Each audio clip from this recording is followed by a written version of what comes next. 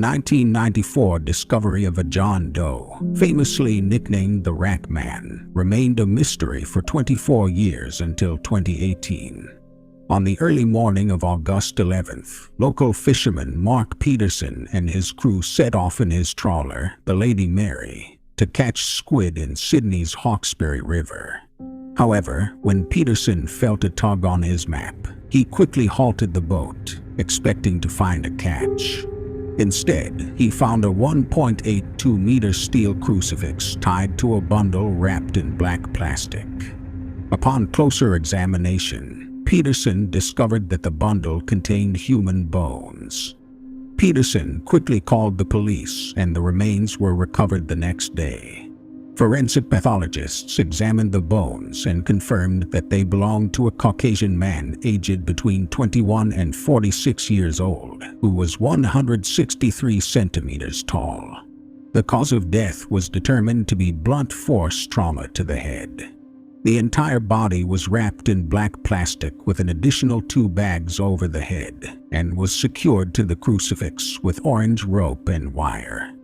Barnacles on the crucifix were studied, and the pathologist concluded that the body had been in the river for over a year.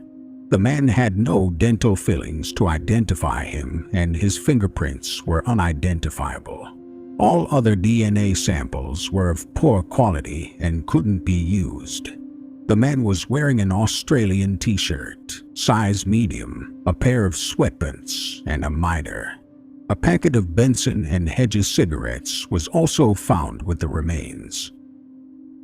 What made this case even more disturbing was that the crucifix was made to fit the victim's exact dimensions using a length of flat metal plate and 2 solid metal bars that matched his wingspan perfectly.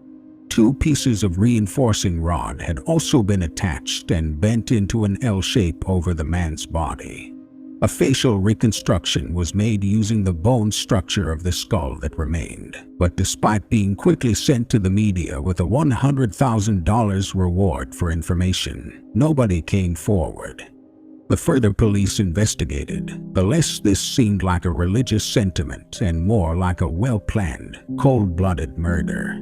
The welds on the crucifix were professional, and it was far too heavy for one person to have transported or dumped in the river, suggesting that multiple people had taken part in both crafting it and dumping the body. Police couldn't determine whether the victim was alive or already deceased before being placed on the crucifix. Despite the gruesome nature of the crime, the police were unable to identify the victim or any suspects. Despite extensive searches of missing person reports, no match was found. Despite the gruesome nature of the crime, the police were unable to identify the victim or any suspects.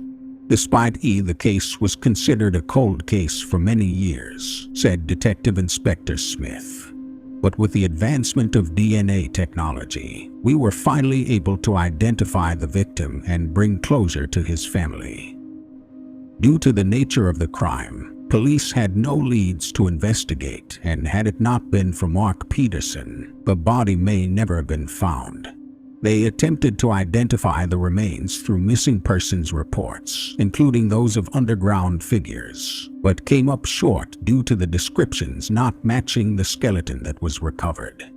For nearly 25 years, the victim remained unidentified. However, on August 28, 2018, news reports surfaced that new DNA technology had finally identified the body, and the police department was able to notify the next of kin. Despite the victim's identity finally being